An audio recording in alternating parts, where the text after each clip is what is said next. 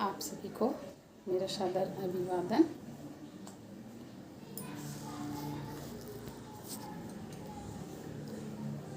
आज के इस वीडियो में हम पढ़ते हैं संयुक्त राष्ट्र संघ।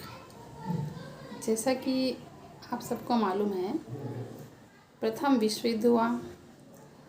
इस युद्ध के अनेक परिणाम हुए, इसमें प्राय सभी देशों को हानि उठानी पड़ी थी और आगामी युद्ध न हो इसको रोकने के लिए राष्ट्र संघ की स्थापना हुई थी। राष्ट्र संघ अपने उद्देश्यों में सफल नहीं हो पाया और इसी कारण द्वितीय विश्व युद्ध छिड़ गया। द्वितीय विश्व युद्ध में जब अमेरिका ने जापान के 2 शहर हिरोशिमा और नागासाकी पर बम गिराया, उसके बाद द्वितीय विश्व युद्ध समाप्त हो गया। जापान ने आत्मसमर्पण कर दिया। इस युद्ध के बाद हर राष्ट्र के मन में ये भावना उठने लगी कि विश्व में कोई ऐसी संस्था हो, ऐसी संगठन हो जो विश्व में शांति बनाए रखने के लिए कार्य करे और आगामी तृतीय विश्व युद्ध ना हो, क्योंकि युद्ध की विभीषिका को सभी देश झेल चुके थे, इसके परिणाम को जान रहे थे। तो इसी उद्देश्य के लिए संयुक्त राष्ट्र संघ की स्थापना हुई 24 अक्टूबर 1945 को। इसका मुख्यालय जो है ये न्यूयॉर्क में है। प्रारंभ में इसमें 51 सदस्य थे। वर्तमान में सदस्य संख्या बढ़कर 193 हो गई है और संयुक्त राष्ट्र संघ की स्थापना का मूल उद्देश्य ही था विश्व में शांति व्यवस्था बना करके चलना या बना करके रखना। संयुक्त राष्ट्र संघ की स्थापना का मूल उद्देश्य क्या था, इसको हम पॉइंट वाइज पढ़ते हैं। जिसमें सबसे पहला तो इसका उद्देश्य था मानव जाति की संतति को भावी युद्ध की विभीषिका से बचाने के लिए, यानी जो मानव जाति है भविष्य में उसको युद्ध से बचाने के लिए संयुक्त राष्ट्र संघ की स्थापना हुई थी।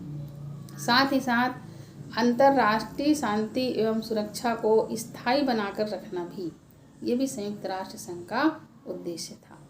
इसके साथ ही साथ जो शांति विरोधी तत्व हैं, जैसे जो विश्व में शांति नहीं चाहते हैं, इन तत्वों के खिलाफ कठोर दंडात्मक कार्रवाई करना।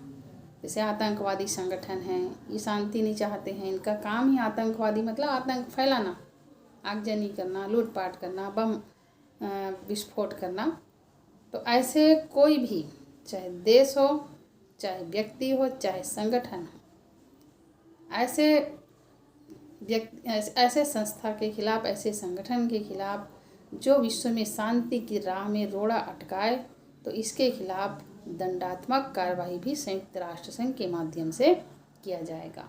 ये पहला उद्देश्य। दूसरा उद्देश्य था संयुक्त राष्ट्र संघ का मानव के समान अधिकार। मानव एक समान, विश्व के सभी मानव को समान अधिकार होगा, चाहे वो गोरा हो, काला हो, कोई भी भाषा बोलता हो, कोई भी धर्म मानता हो, कहीं का भी रहने वाला हो, सभी मानव को एक समान अधिकार होगा। और राष्ट्रों के आत्मनिर्णय के सिद्धांतों के आधार पर, राष्ट्रों के आत्मनिर्णय का अर्थ ये होता है कि हर राष्ट्र को अपने हिसाब से निर्णय लेने का अधिकार होगा किसी भी विषय पर। ऐसा नहीं है कि कोई राष्ट्र अमेरिका का कहना माने, कोई राष्ट्र रूस का कहना माने या कोई राष्ट्र चीन का कहना माने।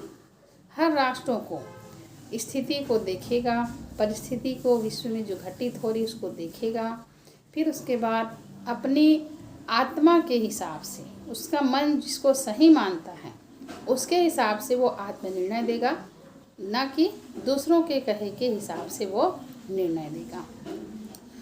और इसके साथ ही साथ आत्मनिर्णय का पालन करते हुए राष्ट्रों के मध्य परस्पर मित्रतापूर्ण संबंध एवं सहयोग में वृद्धि हेतु सभी संभव प्रयास करना। हर राष्ट्र दूसरे राष्ट्र से परस्पर मित्रता पूर्ण व्यवहार करेगा, आपस में संबंध बनाएगा, एक दूसरे के साथ सहयोग बनाएगा और इन सब में जो भी उससे हो सकेगा इस सबको आगे बढ़ाने के लिए, सहयोग संबंध को आगे बढ़ाने के लिए जो भी हो सकेगा हर देश अपने अपने स्तर पर प्रयास करेगा।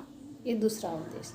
तीसरा उद्देश्य है अंतर्राष्ट्रीय स्तर पर विश्व की आर्थिक, सामाजिक और मानवीय समस्याओं के समाधान हेतु सहयोग प्रदान करना। अंतर्राष्ट्रीय स्तर पर विश्व में यदि आर्थिक समस्या आ रही है, विश्व में मंदी चल रही है, जैसे पढ़े हैं ना विश्व में मंदी, प्रथम विश्व युद्ध के बाद मंदी आई थी, लेकिन इस मंदी का प्रभाव अमेरिका के ऊपर नहीं पड़ा था, लेकिन और सोवियत संघ के ऊपर भी नहीं पड़ा था। लेकिन इसका अर्थ ये नहीं है कि मंदी का प्रभाव उनके ऊपर नहीं पड़ा तो दूसरे देश को ऐसे ही छोड़ दें। दूसरे देशों को इस मंदी से उबारने के लिए ये देश काम करेंगे। कहने का अर्थ ये है कि यदि जो भी देश है उसको आर्थिक समस्या आती है तो हर देश मिलकर उसकी समस्या का समाधान करेंगे, सामाजिक सहयोग करेंगे।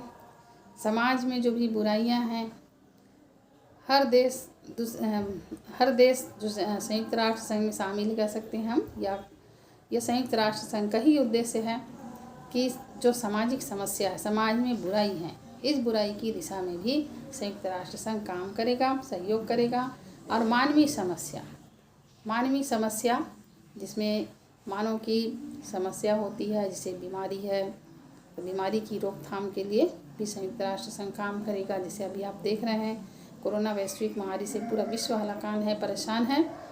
विश्व स्वास्थ्य संगठन के माध्यम से इस महामारी पर किस प्रकार से नियंत्रण पाया जा सके, इसके लिए प्रयास किया गया, सब देशों के द्वारा प्रयास किया गया।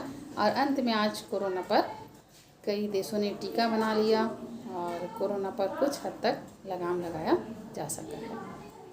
तो ये है मानवीय समस्या के समाधान। कई मानवीय समस्याएं आती हैं जो कि मानव के जीवन में समस्या उत्पन्न करती, जैसे पर्यावरण समस्या हो गया, ये भी मानवीय समस्या के अंतर्गत ही आता है। तो किस प्रकार से पर्यावरण को दुरुस्त किया जा सके, पुनः बनाकर रखा जा सके, इसके समाधान के लिए भी संयुक्त राष्ट्र संघ काम करती है, इसका उद्देश्य है। फिर राष्ट्रों के मध्य उपजे अंतर्राष्ट्रीय विवादों को शांतिपूर्ण उपायों से सुलझाना, ये चौथा पॉइंट है। दो राष्ट्र के मध्य या दो से अधिक राष्ट्रों के मध्य यदि कोई विवाद हो गया है तो उनके विवादों का निपटारा शांतिपूर्ण तरीके से संयुक्त राष्ट्र संघ के माध्यम से किया जाएगा। अभी तक विश्व में कई देशों के बीच ये विवाद हुआ था, जैसे स्वेज नहर समस्या है, कोरिया समस्या है, कांगो समस्या है। तो इन समस्याओं का समाधान संयुक्त राष्ट्र संघ के माध्यम से किया गया था। फिर पांचवा है उपरोक्त उद्देश्यों की प्राप्ति में लगे विश्व के राष्ट्रों के कार्यों में सामंजस्य स्थापित करने हेतु समन्वय केंद्र के रूप में कार्य करना। ऊपर जो हम 4 पॉइंट पढ़े हैं, विश्व के सभी देश यदि इस कार्य में लगे हैं, ये जो कार्य करने में लगे हैं, तो सभी देशों के बीच सामंजस्य बनाने का काम कौन करेगा? संयुक्त राष्ट्र संघ करेगा।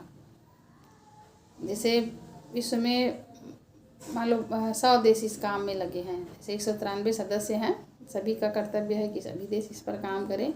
लेकिन यदि कुछ देशों को विशेष जिम्मेदारी दी गई है कि आप ये काम करो, तो सभी देशों के बीच आपसी सामंजस्य बनाकर संयुक्त राष्ट्र संघ काम करेगा, दोनों के बीच में मध्यस्थता का काम करेगा।